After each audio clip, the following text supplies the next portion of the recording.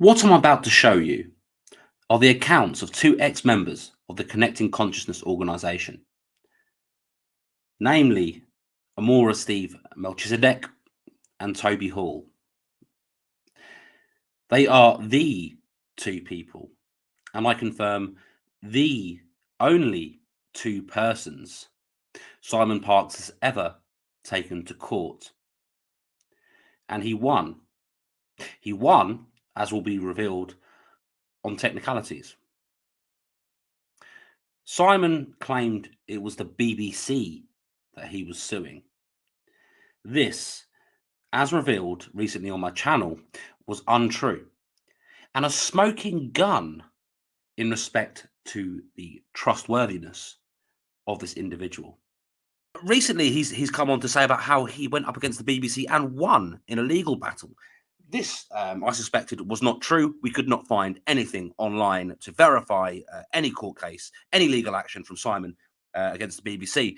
I've tried to contact the BBC as well as others have. Usually their stance is we do not comment on legal matters. However, we've finally received a response from the BBC inquiries team. And they state that we have no record of any legal claim being issued by Simon Parkes against the BBC. I decided that I actually would engage a lawyer to start legal action against the BBC. For those of you who don't know, the BBC did some months ago a programme in which they repeated, and they weren't very nice about me. And it really is the sort of the giant against the little person in the old Bible, the David and Goliath. If you haven't donated anything and you're a member of Connecting Consciousness, this might be a good time to see if you can find $1 or £1 or €1 or whatever it is your method of choice. I won't put up with a big organization that thinks it's so powerful that it can do stuff and then just it's immune because it's so huge. I didn't crowd fund or crowdsource this campaign. We've dug into our resources. We've dug very deep into our resources, and I'm not embarrassed to ask you if you're a member of Connecting Consciousness and you have never given. Perhaps you could find it in your heart to give something now. That would be really helpful. simonparkes.org. Go on, hit the donate button, and you are making your little contribution, maybe £1, don't know, but your contribution to the spiritual community actually taking on the might of the BBC. 2 years ago, I decided to take legal action against the BBC, actually, and a couple of people. One of the persons was working with the BBC, and I won the court case. That would delight you, delighted me. I must make a disclaimer here. The following materials of accounts I will share in video and in documental format were obtained from what's been shared with me that has been found in the public domain on the internet. I am not presenting the following as proof or evidence of any of the claims therein.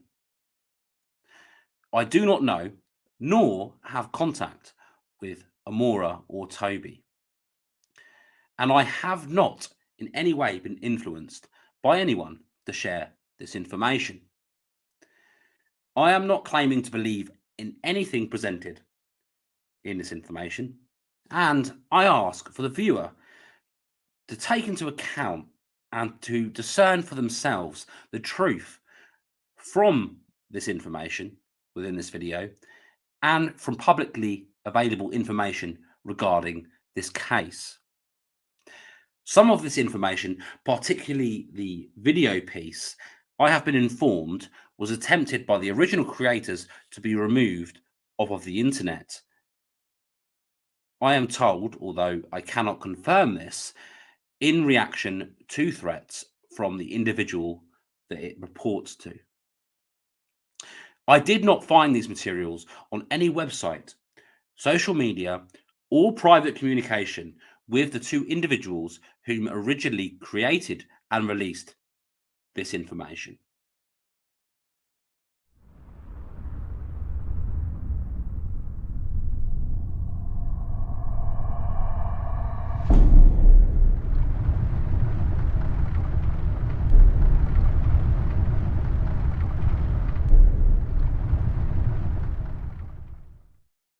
Difficult subject. I understand lots of people will take issue and won't agree with it, but this is my truth. Here I am as a small boy. The reptile on the left is my attendant. That's the easiest way that word would translate into English. It's a combination of a nursemaid, a butler, and a bodyguard all rolled into one. This creature doesn't love me. It has no feelings like that, but its job is to protect me and to look after me. And he says, shine bright, oh bright one. They always say, shine bright, oh bright one. And I'm either shown an image or I have actually been, and that's what I don't really want to think about. I've actually perhaps been in one of these ceremonies where they eat a young girl and we feast on sacrificial flesh. And on the right, the creature who wants me to call him Dad says, this is your world, your place in this world, this is your heritage and culture. What resides within also resides without, and that means what lives inside the earth is also genetically printed outside the earth. That's a reptilian DNA. This is who you are, who you were, and who you will be. Shine bright, oh bright one. I reject that. And I honour the culture, but I'm not going to have any part of that. What is the purpose of connecting consciousness? As this video will show, the founder of Connecting Consciousness, Simon Parkes, had the intention to create his CC spiritual group for occult purposes. According to this video, it appears to be a program which was created by Draco reptilians, as a means of draining energy from humanity, where he is a puppet in their hands. That this compromised individual is corralling well-meaning spiritually aspiring people from around the world into his community to use and abuse them. It is a crime against humanity. CC is a controlled opposition. By who? By Draco reptilians. This interview will help people to realize that they are locked into a reptilian energy-draining spider's web. According to the video testament, from a former UK police detective constable, who researched and now presents his testament on Simon Parkes and the CC organization. Simon Parkes was trained by and is controlled by reptilians and mantis ETs. The testament lays out evidence that he and these entities are involved in psychic, remote astral, sexual rapes and other assorted violations. Simon Parkes is a UK ET experiencer, connected to both Draco reptilians and mantis ET beings since childhood. He formed his spiritual group, Connecting Consciousness, in 2015. The group now has over 12,000 members in 100+ countries. Parkes readily admits that Anu the reptilian overlord is connected to him and that they together have raped women in the 4th dimension, and via dreams. He agreed for some CC members to perform an exorcism on him, to get rid him of this molesting reptilian entity, but this did not stop the abuses. I'm Amora. I began a career in the police force when I was 18.5 years old, and I had 16 years experience there. During the latter part of that service, I had a near-death experience which resulted in a much more spiritual outlook in life. Following a career break that I took, I travelled around the world 3 times, and I visited quite a few different indigenous tribes, and then I decided that I wanted to be of more service to people in general, and I looked at life in a much more holistic way. So I retrained, and as well as caring for severely disabled people, I became qualified as a Swedish masseur, as a reflexologist, Indian head massage, and also deeply into Reiki and other healing systems. So you have 2 sides, very well balanced, 16 years in the police force, and then another long period looking into holistic, shamanistic, and the other cultural side of life. That's right, Toby. The shamanic pathway was the sort of last thing that I graduated to. I had training from a Celtic background through Caitlin Matthews initially, and then I went out to a Mexican desert where I spent 3 months training, being trained by the local tribespeople. And basically they honed my skills on perceiving different energies and effectively shamans are much more aware of the differing levels of energy and life forms that inhabit alternate realities and other dimensions. And how then did you get from that into finding out about connecting consciousness and becoming involved in that group? Well, I was very interested in what some people would term the paranormal, which included the alien race theories and UFOs. And I found that Simon Parkes had become quite popular in that sphere on the circuit, giving various talks. His own private story of how he has been initiated into his experiences was certainly something that caught the eye. He talked about having a soul that was in three parts, one part being human, one part being draconis reptilian, and one part being mantid.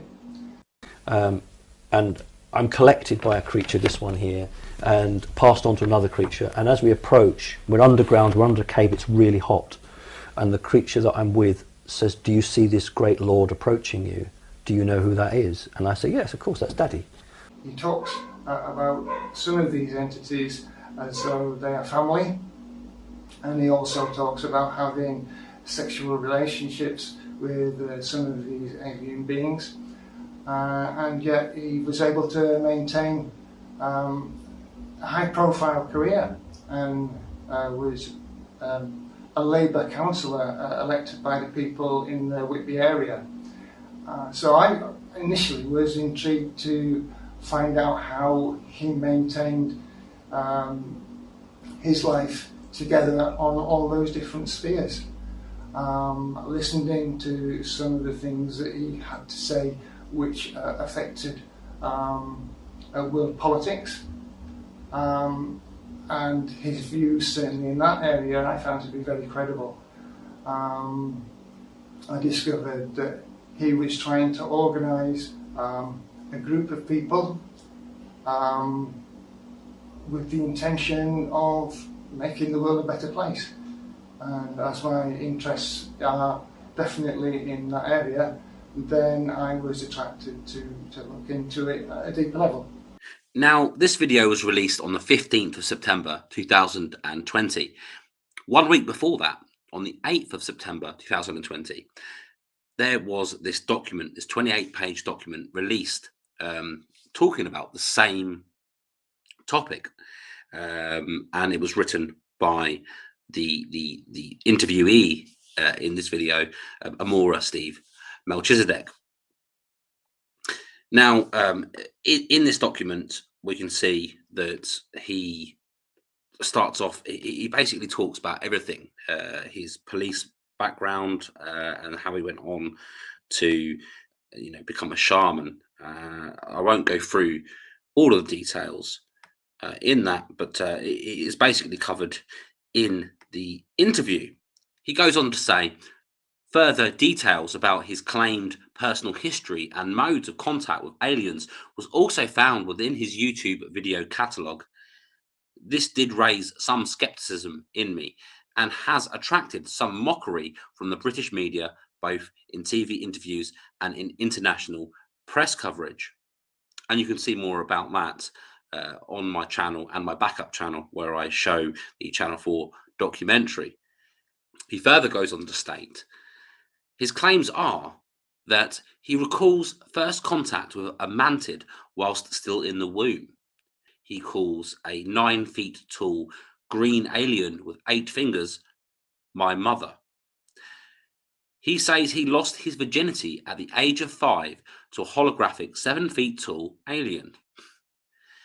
He describes that not every sexual encounter he has had with aliens are holographic, though, as he claims he has had a child, Zarka, to an alien he calls Cat Queen, and that he has had sex with her around 4 times a year.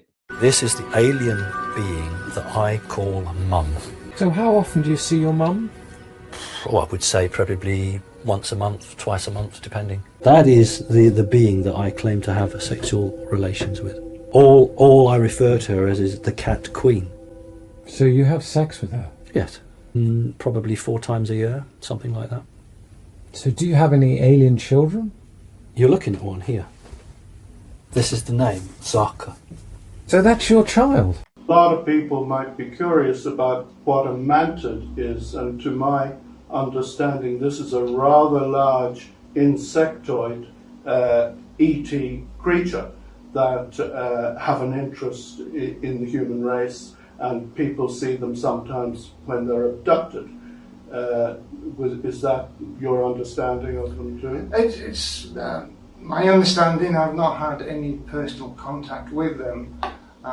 However, during the process by which you had to go through to join this Connecting Consciousness group that Simon Parkes was running, it involved having a kind of paid interview with him, and he would give some background on your soul evolution.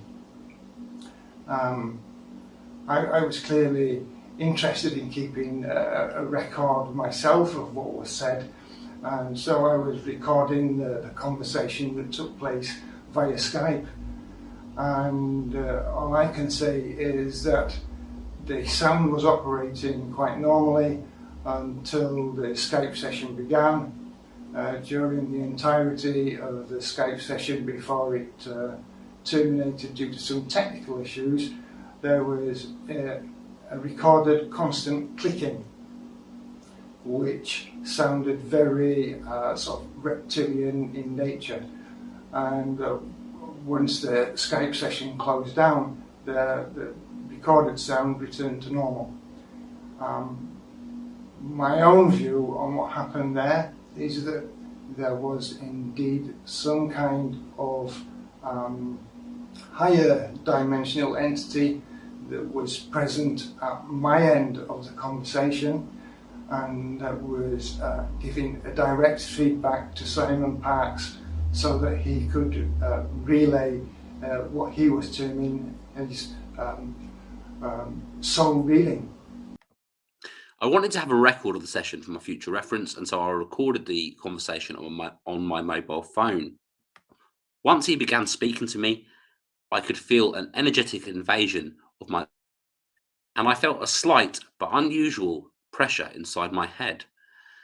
Much of the soul reading was disappointing in that it was very generic and seemed to be aimed at pursuing egoic attachment.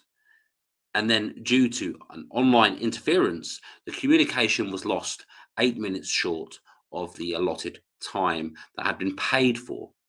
And no attempt was made by him to reconnect and conclude the session appropriately, or make any adjustment to the fee which had been charged. When I replayed the recording I had made, however, the sound was absolutely normal before the Skype session started. And then just moments after the link was established, there was a distinct clicking language that sounded insectoid, and this overlaid the conversation I was seeking to save. This series of clicks had been captured right up to the point where the Skype session halted. After that, normal sound was again recorded. Now, a bit of a side note here. Funnily enough, I've experienced the same thing when I interviewed a certain Gareth Barrett, who was claiming himself to be Patrick Kennedy, son of JFK, and also the rightful and real King of England. Now, of course, he wasn't. He was a fraudster who has since been jailed. But at the time where I interviewed him, I went undercover to interview him and perform a sting operation on this grifter.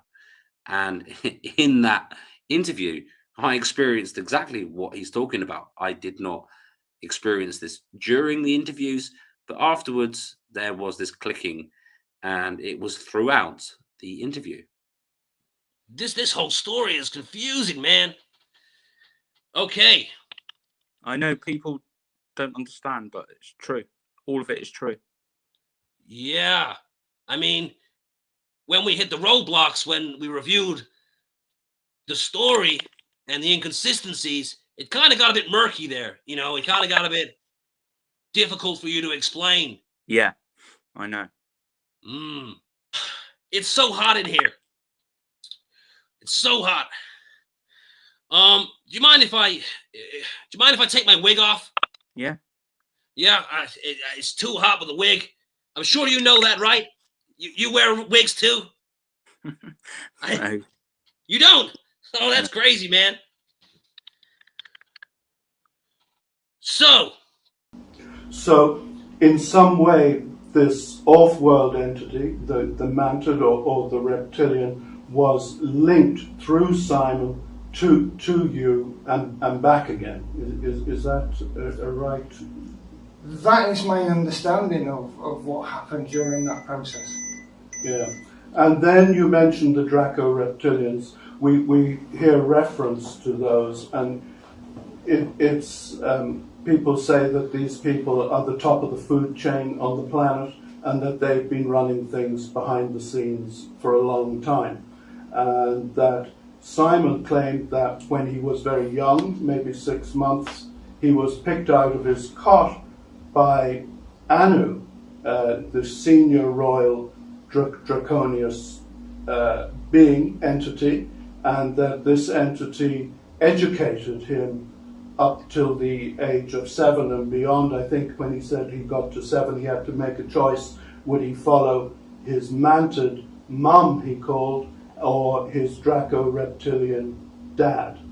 And now we're getting reports from people who've been in connecting consciousness that they feel that these entities have been harvesting some of their energies. And I believe that this was part of the thing that you were finding out when you did your report and survey of people in connecting consciousness who were having unwelcome visits, shall we say, from both the Draco-reptilian that Simon Parkes refers to as Dad, and Simon himself, possibly. Can you speak a little bit about how that developed for you? What I can say is that within a very short time after being permitted to join the group, basically it was a discussion group initially, and Simon Parkes himself interacted very infrequently with members of the group. It's something that I found strange, but it was just the way that it was administrated. He had quite a few different coordinators involved, and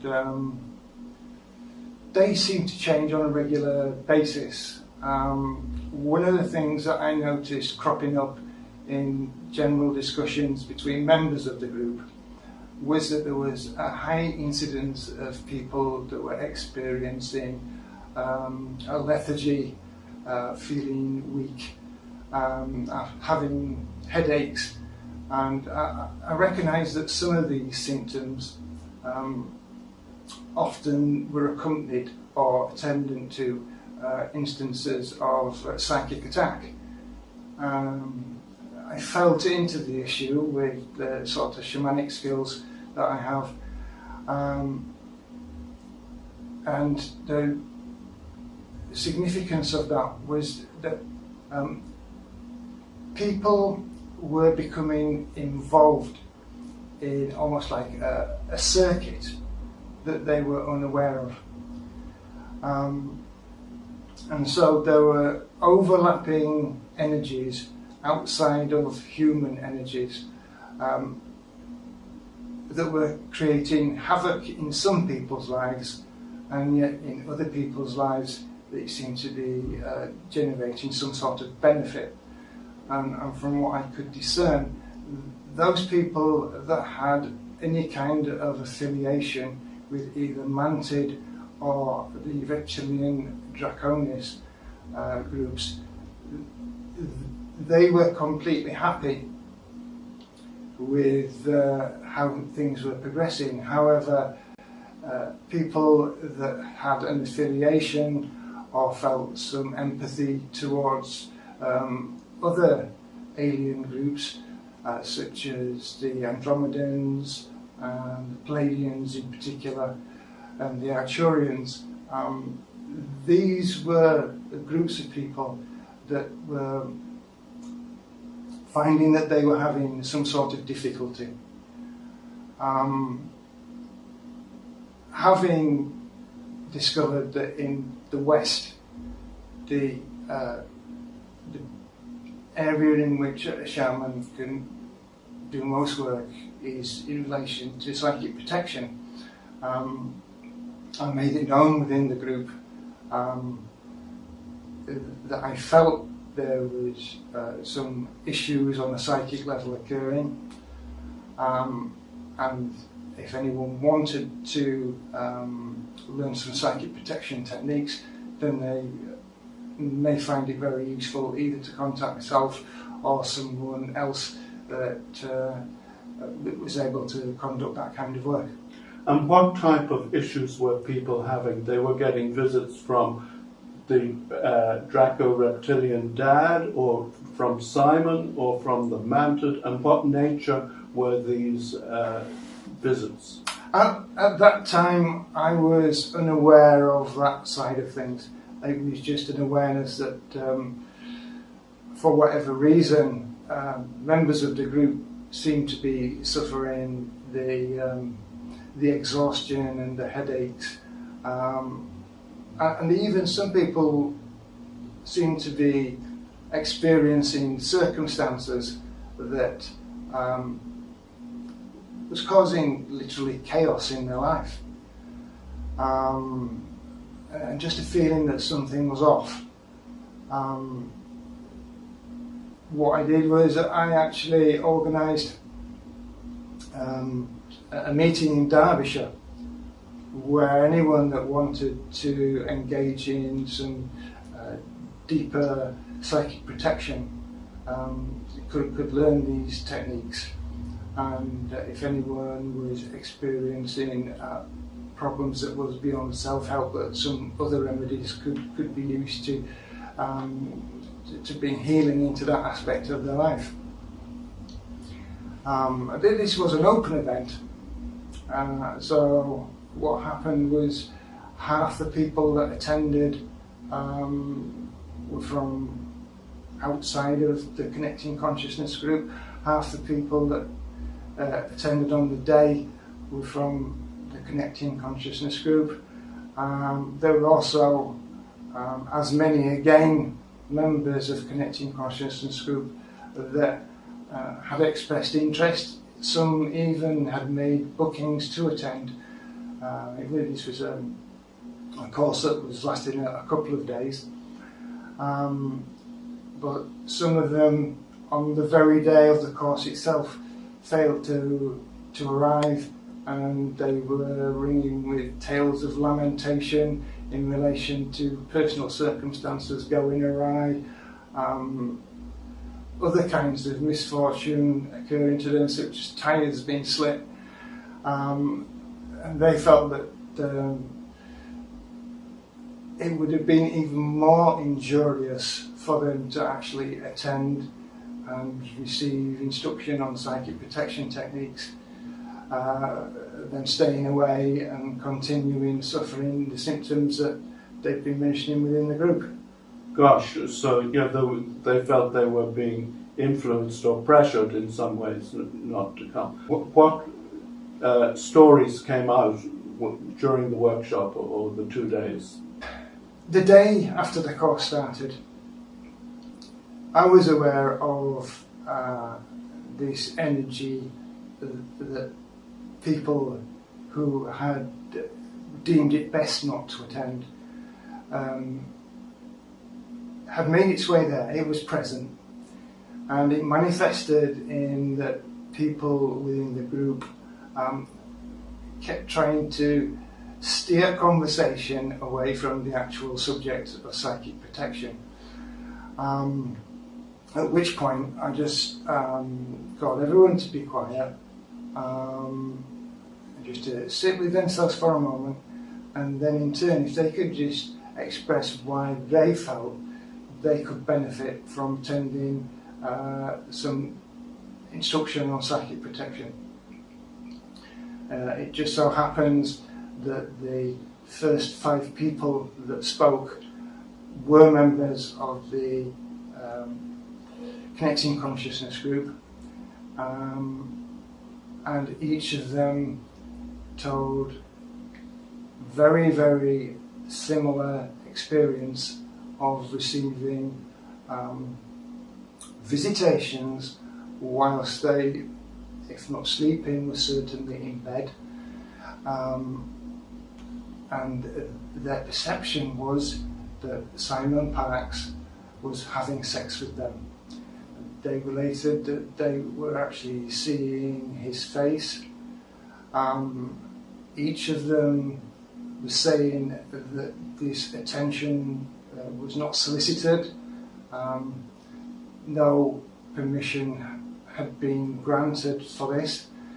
And despite the fact that this was occurring on a psychic level, to them it felt very physically real. And every one of them declared that they had felt violated in this process. I was astounded on hearing all these separate events, because my own partner at the time had told me of the very same thing occurring with herself. In fact, she had woken me to tell me of what was happening, and I tried to say to her that it was just a dream, and she said, it's not just a dream. She says, I can physically feel him inside me now as I'm talking to you. It was in that moment that I recognised that this Connecting Consciousness group, whether it was the main target of the group or not, it was certainly attracting a lot of people that were vulnerable to this kind of psychic approach. He then says, over the following few months, a few things struck me as odd. Firstly, Simon very rarely had any direct interaction within the group he formed. He did, however, have a number of regional moderators in his admin team that monitored the group's messages. But there seemed to be a regular turnover of moderators. Often these were cited as health-related, as if suffering stress or exhaustion, and a lot of other members reported symptoms of being under various forms of psychic attack. Regular turnover of moderators, you say? Where have we heard this before? Maybe in current times and all times since, where his coordinators have had a very regular turnover. It was upon noticing the psychic attack issues, he says, that I began to offer advice and my availability in the group to help in these areas. This area that I found concerning was not being addressed by Simon nor his moderators, and it surprised me that such a welfare matter was not a priority. Somewhere between May and July 2015, my then partner, Alison, told me of a disturbing dream that she had experienced. That Simon Parks was here. He was naked and having sex with me. He began writing a symbol on my chest. And then I realized something was wrong, and I forced myself to wake up. Even when I woke up, though, I could still feel him inside me, and he was still thrusting. Only when I held the thought, go away, did the sensation stop. I'm telling you, it was not just a dream. I physically feel like I still have been penetrated. At that time, I did not know what to make of Alison's experience. I'm not unfamiliar with nocturnal visitors, be that in the form of ghost, other spirit, an angel, a guide, an orb, a projected thought form, or other psychic phenomenon. And normally such visitations would easily rouse me from my sleep. However, in this instant, despite laying next to Alison, I had been totally unaware of what was occurring.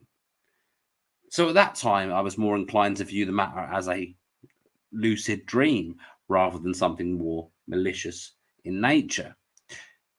When some members of Connected Consciousness began raising their possibility of arranging their own physical meeting of members, Simon seemed to wish to take control of this, and he quickly arranged a meeting which was organised to take place just outside Nottingham.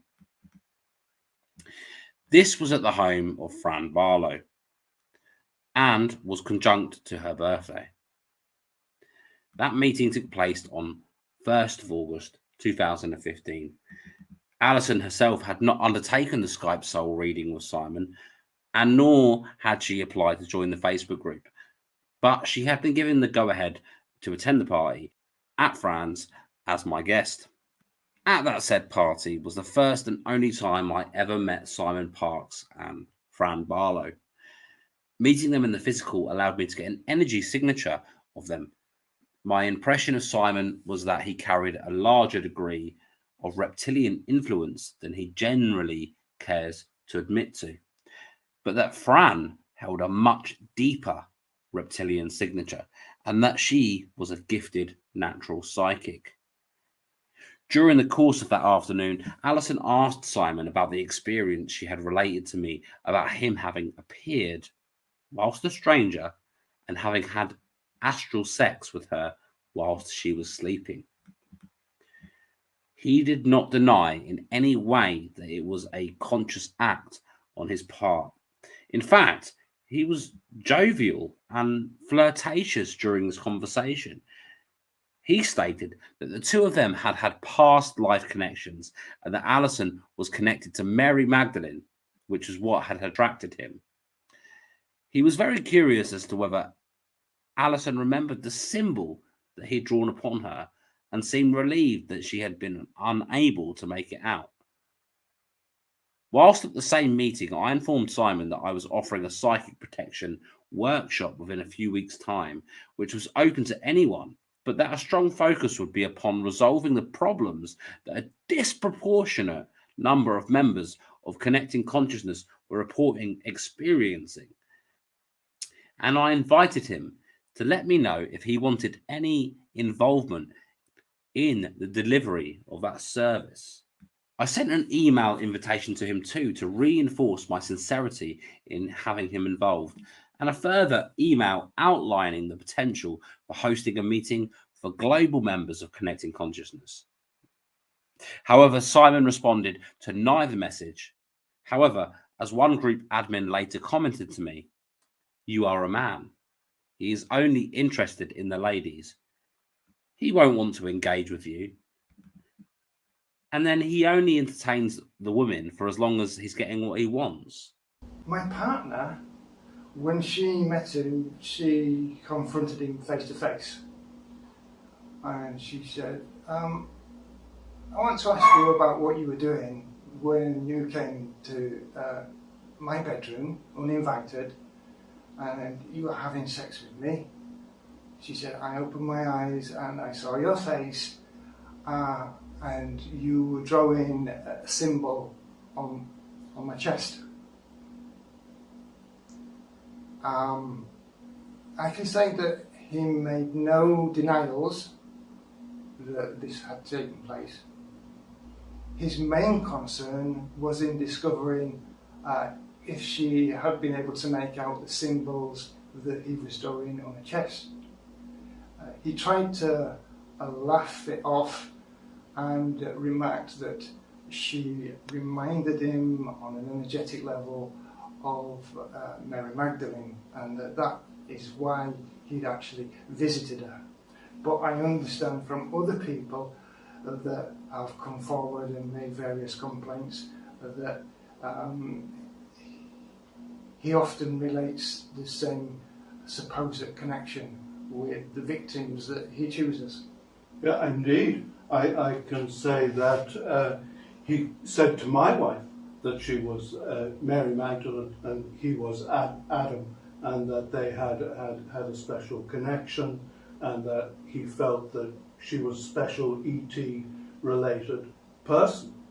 And one time while she was painting at her easel, she felt that Dad was coming to do a visitation, and he was like coming up her leg, and she can be quite forceful, and she said, no, you do not have permission, go away.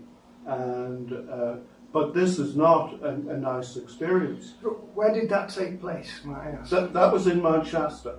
And in fact, as a result of that, she, being an artist, turned to put the experience into a painting here, and it's in her new oracle deck, and she has it as Banish Your Demons.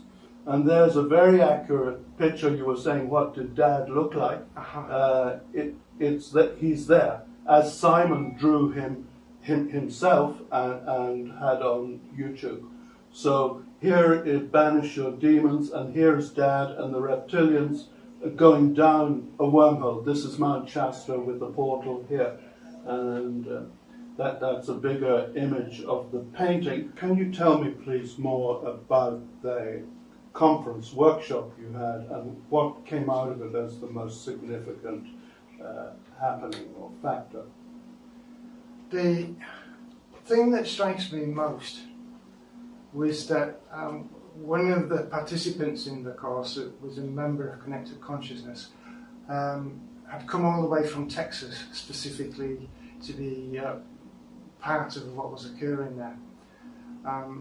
I didn't know what experiences she'd been having until she shared them with the group on the first full day there. And to me it speaks volumes that someone is so compelled by the problems that they were facing with this psychic attack that they had to come all the way to the UK from Texas in order to get this resolved. Subsequently, I am told that she also reached out to a group of Hopi Indians, Native American Indians, and that they felt into the situation, and so far as they were concerned, not only did they confirm to her that it was real, but that it was a massive problem, and that they would actually engage in ritual to assist with anything that we could do with the psychic protection. Brilliant. So that was other people who can work on that kind of spiritual level, recognize that this was a real issue, and set about doing something to help protect this lady. One of these people told me that they were being beleaguered by chaotic energies. One man told me that he had got as far as getting into his car to set off, and he had discovered that all 4 tyres had been slashed on his vehicle. Another one said that his girlfriend was in a suicidal state, and then told of Simon Parks arriving on a psychic level to her when she was sleeping, and he just started having sex with her. There was no hello, no introduction, or any conversation. He tried it on with me whilst I was sleeping too. Bold as brass he was, there, bare ass naked. I told him to fuck off. I could handle him. For me, what was worse was he had a load of Draco reptilians with him, and they took some fighting off. They don't like people who don't submit. Parksy has even showed up in his reptilian form too. He doesn't take no for an answer easily, even if you tell him face to face in 3D reality. He can get into my head and press my buttons. He makes me mad. Me and my husband, we never had any problems in bed until I joined Connecting Consciousness. Except it isn't a dream, and he doesn't care that you find him ugly or repulsive.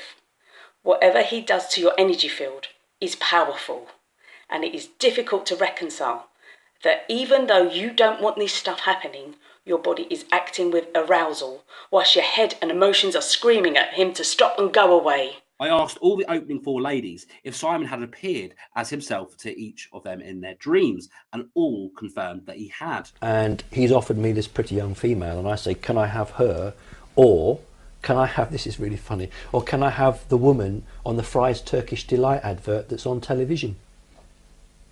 And he says, as a 6-year-old boy. yes, yeah, without being too crude, he says, do you know what to do with her? And I say, no. He says, well, I'll enter your mind and show you what to do. He is instructing me how to have sex. And he says, the woman, it's awful this, isn't it? The man is there to take, the woman is there to give. And he says, the only reason that woman is put on the earth is to serve and to make replacements. Now, father and son have shared a female. He said, would you like to eat her? I do. I eat this holographic Fry's Turkish Delight lady who's screaming. It's really realistic.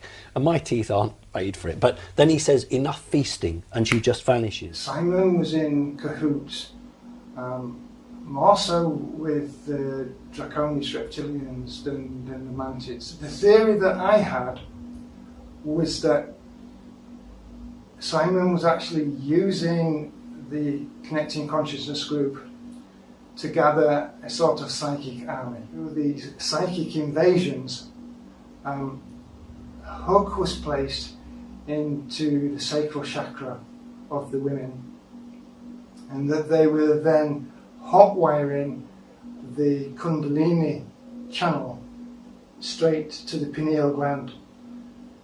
And what this was doing was, for the woman, it gave them a sensation of being perpetually sexually aroused. Those members of Connecting Consciousness that had actually attended my workshop were not approached and asked for their accounts and impressions of the weekend's unfoldment. Instead, they were summarily removed from the group and no reason was provided to them. I understand that those who added comments to the Connecting Consciousness post in favour of hearing more about what I revealed had the same fate in terms of being removed from the group without explanation. Confronted him and he admitted, and is this right then, they agreed to do a psychic exorcism? Well, she must have heard more people come forward and express the same concerns. And so, as I understand it, she actually challenged him to say, you have to do something.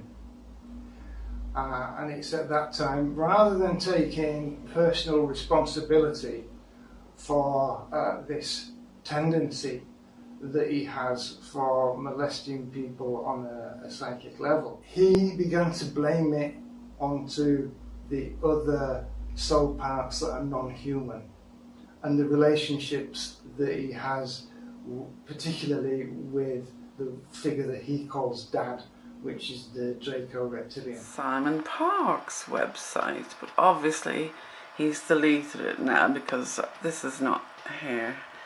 But look at this ridiculous gobshite. Dad, out of my life forever. Carry on down. A very big thank you to Fran for making me aware of how the Draco I called Dad had been using me to attack people and women in particular. I am really pleased to say that I have expelled him from my life, and I'm very sorry for any harm or distress that he has caused others using me. So all these attacks on women, everything he's being accused of, just wash it away, sweep it away, because Daddy did it. That's approaching him feeling that they can get some spiritual guidance or receive some kind of healing on an etheric level. Would they really be approaching him if they were fully aware of this entity's ability to work through it? In interviews, he has mentioned a number of times what happens from the astral or psychic level is not something that can be governed within our legal system. So he is free to do what he wants there. His reptilian aspects, therefore, see no reason to take accountability for abusing women in a way that no prosecution could be forthcoming. In one of his early interviews, he has disdain for his wife getting upset for him claiming to have sex with the alien being for up to 4 times a year, because in his eyes, fourth dimensional beings and above don't count towards hurting his spouse's feelings. My wife, you know, found out about it and was very unhappy, clearly. That caused a few problems. Well, was she jealous? Yes. But it's not on a human level, so I don't see it as Simon from time to time has made excuses for his behaviours by saying that he has been to some extent influenced by beings or spirits from outside of himself. This is a man who offers to remove demons and jinn from entirely invaded people. These such people are in the most vulnerable category. And here is a man charging £50 for half an hour of his time who seems almost as vulnerable as those that come to him in hopes is that from what I have observed, Simon is working magical acts from a pathological and narcissistic mentality. This means that he is incapable of taking personal responsibility for his actions and words. Who knows if and when he will stop his activities, or for that matter, how long he's been conducting unacceptable abuses on the astral psychic level. They're carnivorous. They are not friendly to mankind, at least the ones that are here. Are you saying carnivorous? Their preference is children. You know, and we've been told you shouldn't talk about that. You know, there are other people say, well, you better not talk about the reptilians. Well, you know, bull. You know, why not? These children were food. And I'm supposed to just shut up and not say anything about it because people don't want to hear it? That's tough. That's tough. Aside from the carnivorous aspect to the Alpha Draconians, why else are they dangerous to humanity? Because they don't like us. And what are they willing to do with humanity? Eat us. I got another offer to go and work in Washington, D.C. Apartment had been made ready. Even the 9 cats were told. They actually said you can bring the 9 cats, and they laid out what it was, and they said you're going to work for GCHQ, and then GCHQ will hand you over to the CIA, and you're going to work for the CIA. I looked at a lot of different things when it comes to Simon, but I did get to sort of get my teeth into the case a bit. We realised that these people were the 2 people that Simon had taken to court, and because they missed these major deadlines, that was the real kick, really, as to why they, you know, really lost the case on a technicality.